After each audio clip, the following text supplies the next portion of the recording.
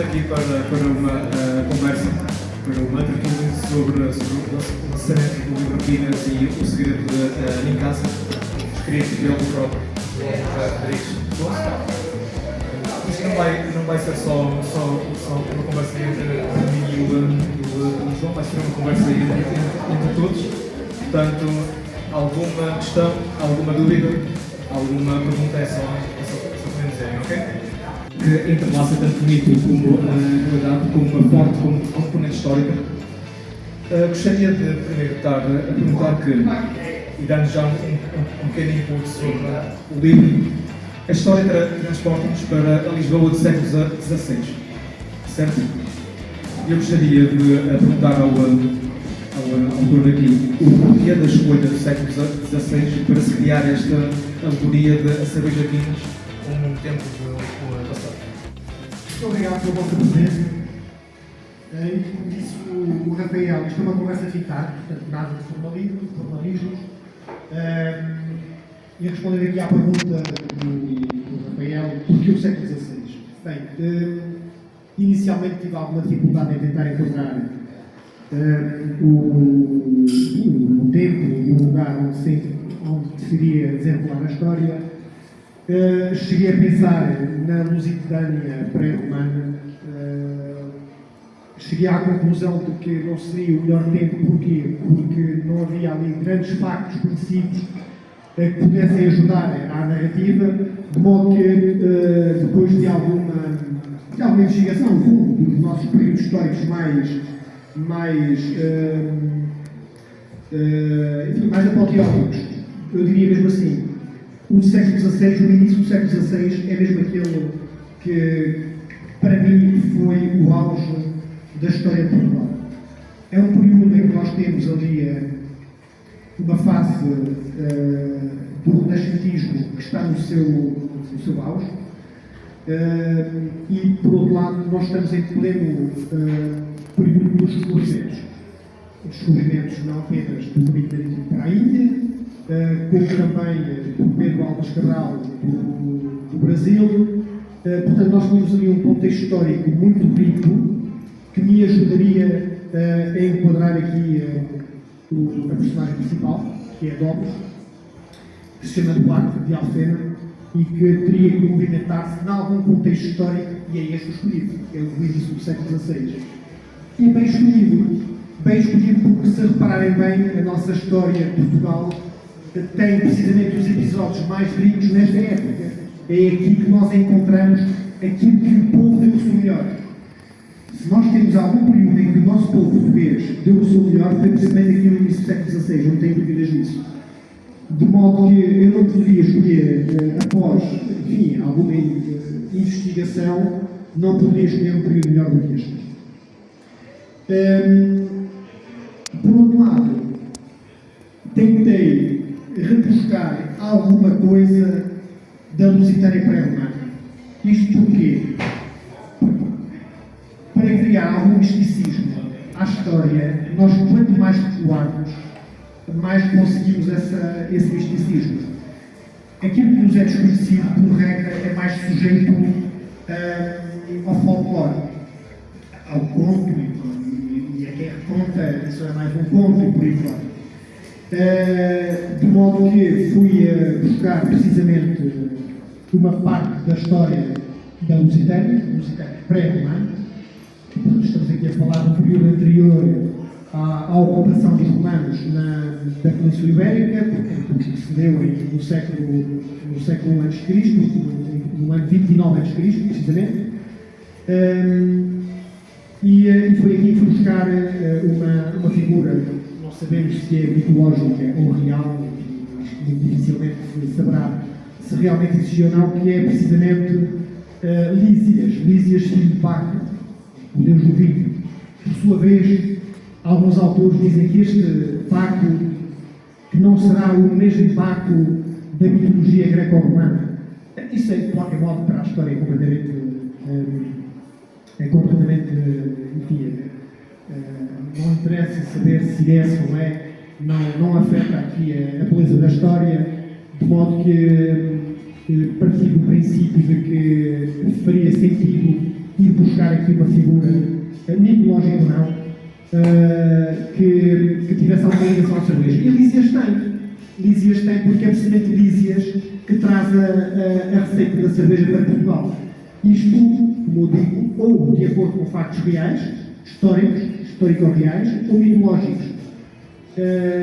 Não sabemos, eu julgo que nunca se saberá se essa figura existiu ou não, o Lísias, se existiu ou não na realidade, mas o facto é que alguns historiadores se referem a eles, especialmente naquela obra magna que é a Monarquia Lusitana, de Pico Leal, que referem-se a Lísias como tendo realmente existido e como tendo sido apresentado pelo pai de Baco como um bom rei para o nosso, enfim, não se podia falar em país, mas para a Lusitânia. E reza a lenda de que Lísias foi quem ensinou os lusitanos a fabricar cerveja. De modo que fazia sentido ele vir aqui para a história e ser aqui introduzido. Enfim, eu reitero algo que é, embora isto se passe no século XVI, embora esta história em causa se passe no século XVI, comecei em 1506, reitero que há muita história também contada ao longo deste livro de época romana, precisamente de Júlio César, do século XII, do século XIII, ou seja, não está somente remetida para o século XV, o século XVI, mas também temos aqui várias histórias de que ao longo do percurso da personagem de Homes têm no seu sentido de porque é que estamos a falar disto. Fala-se precisamente de Júlio César e de quando ele cruza o rio Rubicão. Fala-se do século XII, fala-se do século XIII, temos aqui uma referência histórica. E eu também concordo de que foi uma época ótima para escrever isso, porque a fazer em causa o Domes tanto vai a Roma, sem querer dar aqui debruçar grande sobre o livro, também vai à parte do Império Português. Deixa aqui em dúvida se será o Brasil, se será a Índia, se será a África. Mas sim, sinto que foi uma excelente. E mantendo aqui um pouco, não vou focar muito na parte histórica, mas a parte histórica realmente é algo que está muito presente ao longo do livro. O rigor histórico e a mistura entre o rigor histórico e o misticismo, como a lenda de Nicasia, como essa própria filha de Baco, que ensinou como se fazer a cerveja aqui. Gostaria de perguntar como é que foi este processo de investigação para se garantir um livro autêntico, que conta uma história que faz jus ao que anteriormente se passou. Como é que foi este processo? Real, é um contexto histórico. No fundo, aquilo que eu fiz não foi mais do que pegar em algumas personagens fictícias e introduzi-las em contexto real, no início do século XVI. Portanto, tudo o que se passa à volta daquelas personagens são episódios que aconteceram, que são reais. Eu, quando viaja para Roma, por exemplo, estava aqui o Rafa Rafael a dizer que ele faz a sua viagem, a primeira viagem para Roma, foi numa embarcação que está identificada e foi uma viagem que aconteceu. As datas estão corretas, portanto, todo o episódio dessa viagem está escrito conforme aconteceu, de acordo com as melhores narrativas que nós temos de alguns autores. Portanto, a preocupação que eu tive na investigação foi sempre a de criar e manter o contexto o mais real possível. É claro que há alguns episódios, como aquele que acontece no Pátio da Tafona, que depois passou-se a chamar o Pátio da Cerveja em Lisboa. O pátio que existiu, chamava-se Pátio da Tafona inicialmente, e depois mais tarde passou a ser batizado como Pátio da Cerveja. Se existisse hoje em dia, esse pátio estaria precisamente situado no cruzamento da Rua de São Julião com a Rua da Prata. E, portanto, tudo isso é um contexto real. É claro que aquilo que aconteceu, que eu estava a dizer, esse episódio, quando Domus e Arthur se dirigem ao Pátio da Tafona e quando se dá o clique em Domus para criar uma cerveja, é um episódio fictício, inventado, é evidente. No entanto, todo o contexto é real. A localização do pátio é real. Quando ele procura trabalho na Ribeira das Naus, a Ribeira das Naus é descrita conforme era à época, e, portanto, as fontes históricas relativamente a essa, à Ribeira das Naus, que é um dos maiores estaleiros navais de Portugal, está conforme o que nós temos na nossa história. A matança da Páscoa, que também é descrita na obra, também aconteceu, aliás, ainda há pouco tempo se celebraram os 500 anos da matança da Páscoa em 2006. Há um momento que foi erguido precisamente na Praça do Rocio a celebrar a matança da Páscoa, um episódio trágico da nossa história, muito trágico, em que morreram milhares de pessoas às mãos dos cristãos, judeus, que foram massacrados, cristãos novos. Portanto, a preocupação que eu tive na investigação foi precisamente inserir o máximo de factos históricos de interesse daquela época e também lendas que nós temos da nossa história e que muitas delas não são conhecidas. Certamente aqui poucos saberão da lenda das laranjas, da Rainha Santa Isabel, quando ela passou em Romaria, estava a caminho de Santiago de Compostela, que havia uma romaria que se fazia para Santiago de Compostela e portanto o percurso era sempre o mesmo, e quando ela passou num albergue, deu-se aí precisamente a lembra das laranjas, de uma laranja que ela pôs no quintal da dona do albergue, nasceu uma laranjeira em que as laranjas eram doces e tinham no seu pé as 5 quinas de Portugal.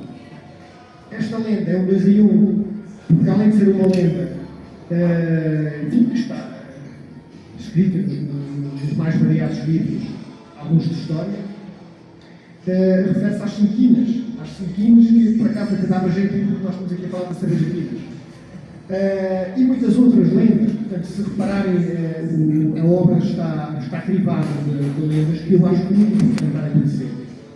É um 2 em 1. Lê-se uma história, que é uma narrativa literária, como é evidente, mas por outro lado aprende-se muito da história de Portugal e de algumas das suas lendas menos conhecidas, mas que continuam a fascinar, do ponto de vista.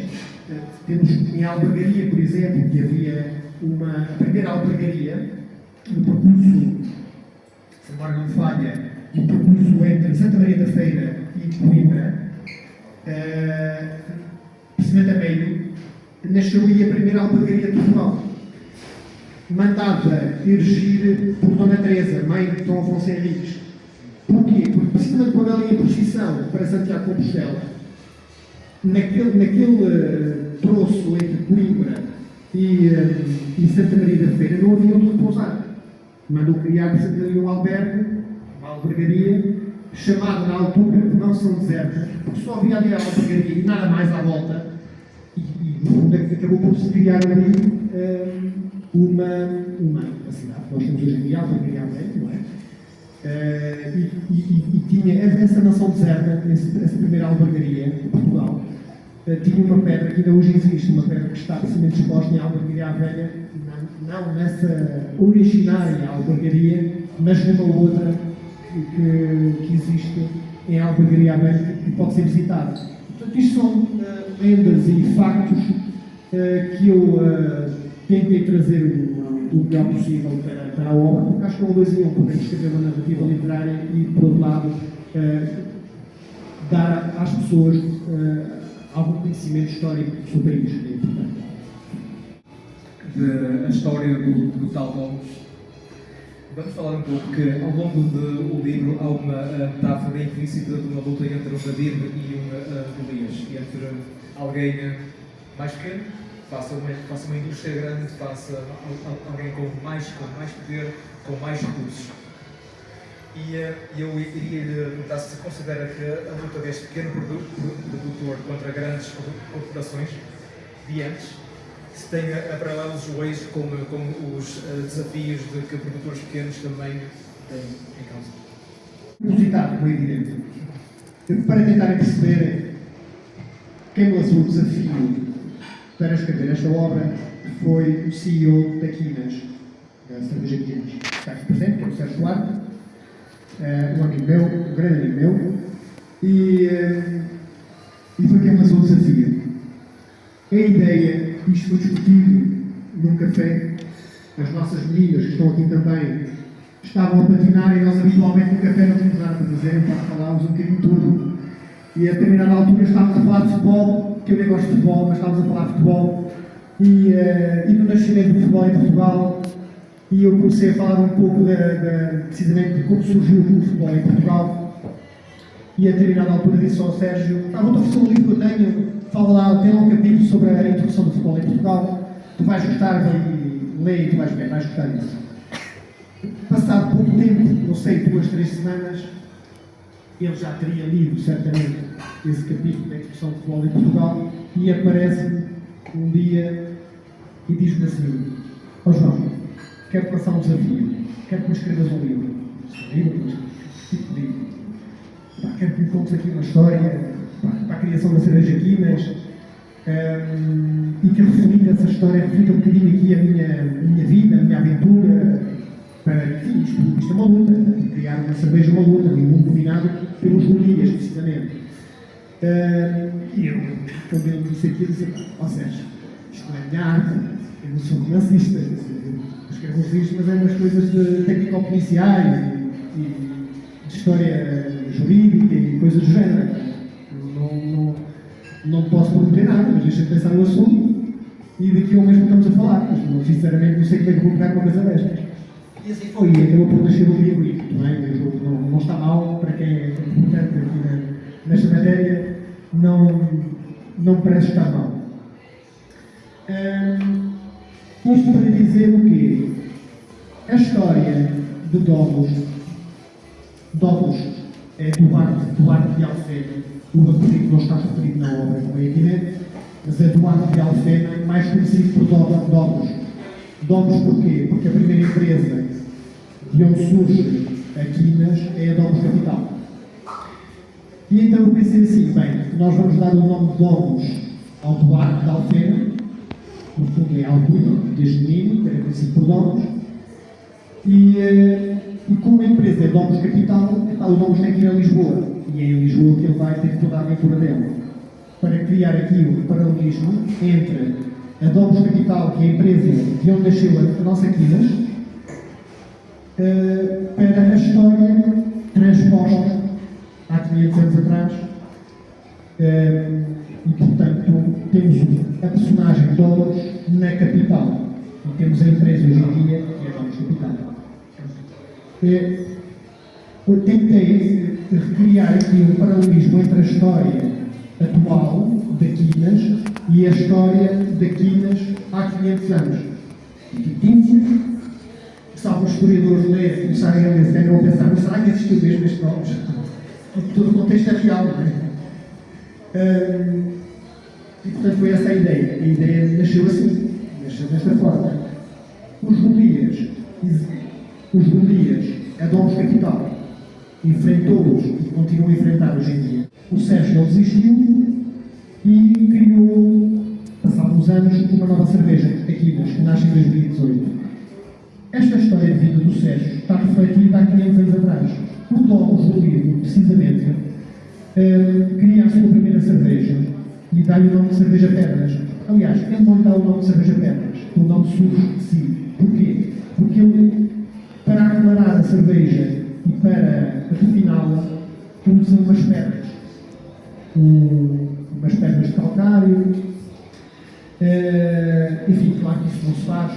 Eu acredito que na fabricação de cerveja isso não se usa, muito menos para purificar a cerveja. Seja como for. E então quem bebia, quem costumava beber no mercado da Ribeira uma cerveja do Domus, gostava muito e costumava perguntar: mas isto cerveja boa, o que me põe? Isto é umas pedras que me põe.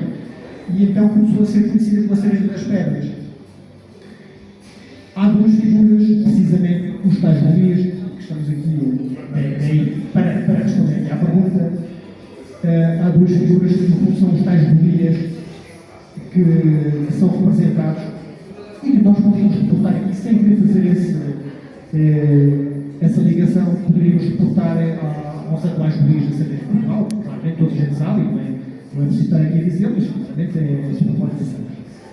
Então temos o Bernabé e o Sabino na história, que são os golias da época, são artesãos cervejeiros que, como é evidente, vão arruinar o Domus na criação da sua cerveja, na cerveja Pedras.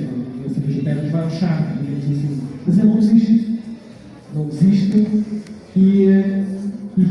enfim, eu não vos posso contar aqui o livro, não perde a piada, mas depois com as aventuras que surgem a seguir, na sua viagem a Roma, na sua viagem à Índia, precisamente à procura do segredo de casa, que supostamente estaria escrito numa lápide. Ele acaba por criar uma outra cerveja, que é precisamente a Aquinas, a Cadalão Aquinas, em si. Cadalão Aquinas. E portanto, como podem ver, as dificuldades que hoje tem qualquer cervejeiro em Portugal, no nosso país, e acredito que outros países igual. Desde o Barnabé e o Sabino, que ao longo, quase desde o capítulo 3 até ao final do livro, sempre foram o antagonista aqui do nosso Domus. E é uma história muito interessante de se saber.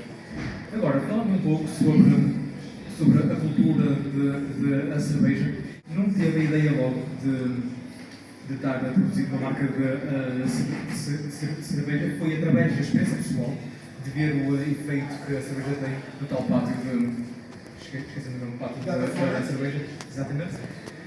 E de que forma é que deu o papel da cerveja na identidade cultural portuguesa ao longo dos séculos? E se achas que há um renascimento desta cultura cervejeira em Portugal? Porque o nosso próprio Domus, ele parte para ali e Lisboa à procura de fazer algo. E ele próprio diz à sua mãe que quer criar alguma coisa, mas parece que não tem uma ideia já pré-definida. E são as suas experiências, precisamente no tal pátio da cerveja, que o fazem se ingrar por essa vida. É um tanoeiro. Ele em Albufeira é um tanoeiro. Vai para Lisboa e tem que arranjar trabalho e então dedica-se à arte de carpintaria naval. Por acaso, num dia, quer dizer, eu estou aqui a contar a história um bocadinho, não sei se vou desenvolver depois quem quer ler todos os livros, mas como é que surge a ideia da criação da cerveja? É um acaso, por acaso.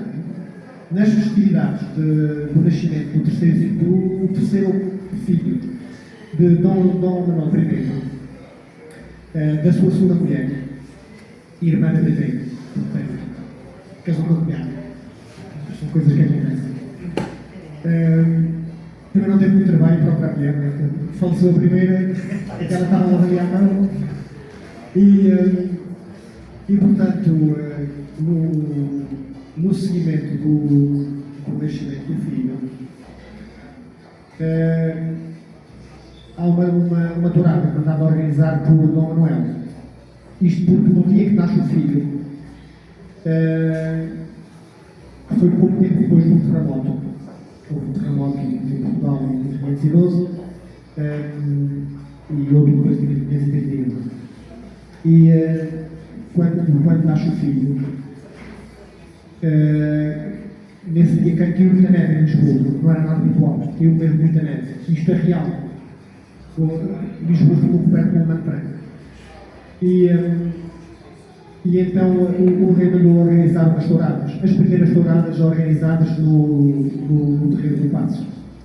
Na altura o Terreiro do Paço era uma coisa novíssima, há poucos anos, muito poucos anos, porque o Paço da Ribeira na altura foi criado, tinha sido acabado de construir.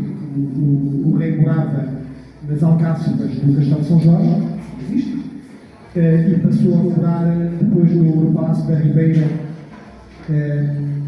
ainda não fazia 3 anos. E, portanto, mandou organizar as primeiras touradas no Terreiro do Paço. E vamos a perceber uma coisa: havia muito poucos homens ali a aguardar a primeira tourada. E pergunta de onde é que eram os homens. Há alguns estavam no Cais da Ribeira, nos copos, mas estavam ali a beber vinho. No entanto, não eram muitos, e a maior parte deles não estavam no Pato da Tafona. E então ele resolve ir ao Pato da Tafona, que já conhecia por acaso, já sabia que o Pato da Tafona que era ali, o Matafona. O Matafona não é mais do que um mecanismo de moagem de cereais, precisamente era aí que faziam a moagem do grão para a cerveja. E resolve ir ao Pato da Tafona só para perceber um bocadinho o que é que se passa num dia de uma tourada destas, porque é que os homens preferem o Pato da Tafona à tourada. Uma tourada que se calhar não vão ver durante muitos anos. E é este o impulso que o leva ao Pato da Tafona. E ele fica fascinado com aqueles artesãos cervejeiros, ele próprio, que nem era costume beber, embocou algumas, e tomou gosto, e então decidiu-se precisamente a criar a sua própria cerveja. E é aqui que ele depois parte para a aventura. E a aventura depois mete as galerias de Lisboa, as galerias com esta história, porque não vamos contar aqui a história toda. Mas as galerias romanas de Lisboa, vocês sabem que existem, podem ser visitadas 2 vezes por ano, existem. Eu gostaria de visitar, uma oportunidade nessa oportunidade. É muito difícil arranjar dinheiro, é muito limitado. Eles vendem-se da noite para o dia, mesmo assim. É que são colocados à noite à venda e manhãs normalmente. E portanto, ele procura a lápide em casa, precisamente nessas galerias. E não encontra, bem evidente, não encontra. Não vou dizer se encontrou ou não, também está tudo a piada. Ele vai ter que dar muito para descobrir o segredo da casa. Para além de contar a história da Guinness, que mensagem principal se espera que os leitores deste livro? E falei há pouco da relação do Domus com a sua mãe, e no epílogo há um engenho de indicar de que se calhar há mais história, e deixo essa dúvida também lá. Domus sai de Alfena, deixa os pais em Alfena e os irmãos, parte para Lisboa, só passado uma década que regressa a Alfena e depois regressamos no Parlamento. E depois, enfim, não vos quero contar tudo, mas terá que regressar novamente ao o que se retira daqui da história dos homens? Eu diria que o que se retira é a dificuldade de ser empreendedor. O empreendedorismo é algo que existe muito na pessoa, muita dedicação e enfrentar muitas contrariedades. É muito difícil, especialmente neste tipo de cerveja, conseguir ficar e fazer frente a quem tem o domínio do mercado. Eu diria que a principal ideia que se retira daqui é a resiliência e dificuldade de lidar no mundo do empreendedorismo e especialmente no mercado dominado por qualquer monopólio que possa existir. Temos o testemunho também do Tim Avier, um homem que todos sabem que teve o sucesso que teve, mas que ele menciona isso mesmo, de que antes de se ter o sucesso há sempre recursos que não são sempre fáceis. Não se pode contar a história, isso está fora de questão. O que eu poderia dizer aqui para o leitor é que há aqui pormenores que só o leitor mais atento poderá, enfim, descobrir e perceber que é precisamente um pormenor. Por exemplo, Tomé Pires faz parte da história, é uma personagem que existiu, na realidade, era boticário, o maior boticário de todos os tempos na história de Portugal. Deixou uma obra que é uma obra que ainda hoje em dia é consultada por vários investigadores, que se chama Suma Oriental. Vou pegar aqui uma branca. Obrigado. A Suma Oriental. E há uma carta que existe, e está considerada no ponto, que é uma carta que eu utilizei, no fundo, para a história e para as meus nomes. Essa carta existe mesmo. A obra tem algumas notas de rodapé, e normalmente as notas de rodapé que eu coloco é uma espécie de uma alerta, não querendo ser direto, mas é uma espécie de uma alerta para dar ao leitor uma pista. Isto é real, isto existiu mesmo, aconteceu mesmo. E esses alertas acontecem precisamente com a questão da carta, que ainda hoje em dia os historiadores não sabem muito bem como é que chegou aquela carta a Portugal. Na história que é aquela carta foi de onde? Os historiadores provavelmente se lerem isto dizem assim, mas será mesmo? Foi desde a minha vida que trouxe a carta. Portanto, eu aproveitei aqui alguns factos históricos que ainda têm pontas soltas para os incluir aqui na obra. Um outro, por exemplo, há um fidalgo de Chaves, cujo nome se desconhece, mas sabe que esteve ao serviço de um nome.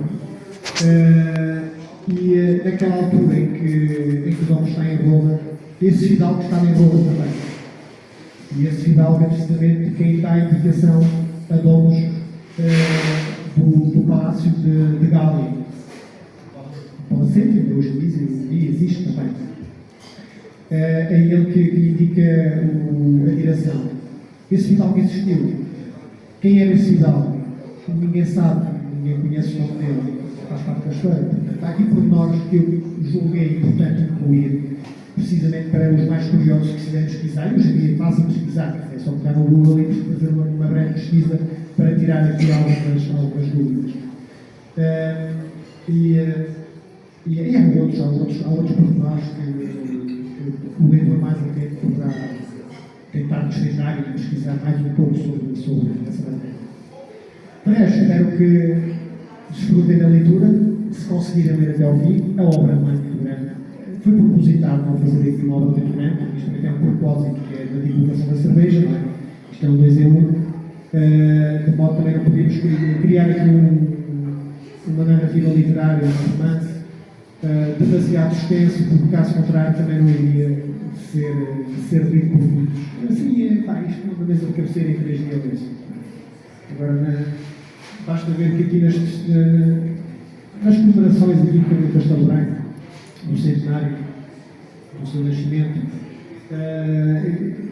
eu li o Amor de Perdição em 3 dias. Pensei assim, nunca li o Amor de Perdição. No centenário do Castelo Branco. Já fui há 100 anos e ainda não li o Amor de Perdição. E o Amor de Perdição em 3 dias. Portanto, isso também não é muito difícil, muito menos difícil do que o Amor de Perdição mesmo. Mas também aconselho já agora o Amor de Perdição também, uma história linda. Para quem não leu, é bem. Muito obrigado pela vossa presença. Não sei se o Sérgio quer dar aqui uma palavrinha. E o Sérgio tem de ir à frente. O Sérgio é o grande mentor desta obra, é o Idóbulos do século XVI, o Duarte de Alfena, e é preciso também ter aqui, queria deixar aqui um pormenor também, que é a dificuldade que eu tive em juntar os tempos, a cronologia, para que essa história se desenvolvesse e batesse certo em uma coisa, que é quando Domus se torna mestre cervejeiro em fevereiro de 1518, fez precisamente 500 anos que a Quinas foi criada, em fevereiro de 2018. E a dificuldade que eu tive para jogar com os tempos, para que tudo batesse certo, porque nós temos aqui factos históricos que eu não posso alterar. A viagem a Roma, a autorização da utilização do lucro no norte da Europa, que só em abril de 1516 é que se autorizou o uso do lucro para a criação, para a fabricação da cerveja. E eu tinha que jogar com isso tudo, para que as coisas batessem certo, para bater a porta com o perdigão. Caso contrário, depois havia ali uma alteração dos tempos históricos que não era perdoável fazer-se isso. Muito obrigado e vou passar aqui ao Sérgio, nosso amigo Sérgio, para dar aqui o controle. Boa tarde a todos. Primeiro agradecer aqui ao João pelo desafio. Aceitaste o desafio e o resultado foi este, está fantástico. Obrigado. Ao meu filho Rafael, por ter-se prestado aqui esta tertúlia e ao desafio do seu pai também. Aos meus filhos que estão aqui presentes, Tomás Duarte e a Maria Duarte, obrigado. E a todos vocês que são amigos, são companheiros de luta e estou muito satisfeito pela vossa presença e é um orgulho ter contado com vocês. Isso mostra respeito e consideração. A história deste livro, e sempre de passar muito, mostra que vale a pena acreditar, vale a pena ser persistente e eu costumo fazer dedicatórias em audiolivros onde escrevo muitas vezes que errar não é um problema, o que interessa é o caminho que a gente segue em frente e o que faz e a luta sempre com critério, com honestidade e lealdade. Acho que esta história mostra isso mesmo e aproveito para finalizar, agradecer a vossa presença e que muito me honrou e pode ser que haja mais uma história em breve, daqui a uns anos. Obrigado a todos.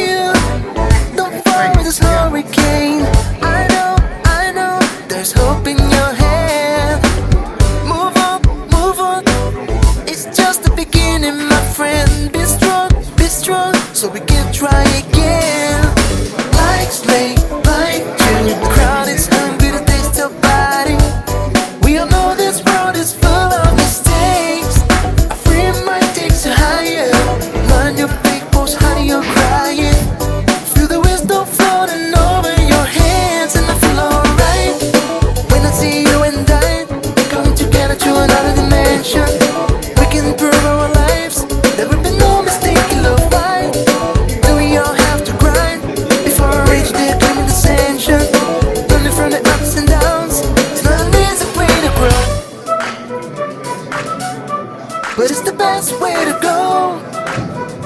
Oh, come on.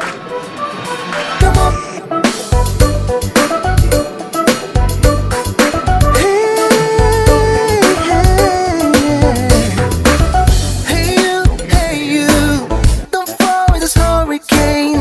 I know, there is hope in your hand. Move on, it's just the beginning, my friend. Be strong, so we can try again. Lights may blind you, the crowd is hungry to taste of body. We all know this world is full of mistakes. Free might take you higher. Not on your fake post, how do you crying? Feel the wind. Então é isso mesmo, portanto a história da Quinas e o Segredo de Incasi é um reflexo precisamente do que o Sérgio Duarte, o atual CEO da Quinas, sofreu e passou precisamente para construir uma cerveja que é esta que atualmente nós estamos aqui a celebrar. E se repararmos bem, a história tem alguns reflexos, alguns episódios da atualidade e que transpôs precisamente para o século XVI, para o início do século XVI. leiam, vão gostar muito da história e do Segredo de Casa. Foi o lançamento deste livro que retrata a história da minha vida, a história da marca, como nasceu, como foi criada, e temos que ter sempre vontade e ser persistente para fazer seguir os projetos em frente. Estou muito satisfeito com a presença de tanta gente aqui e o caminho faço caminhando e estou certo que aqui ainda vai ter muito sucesso.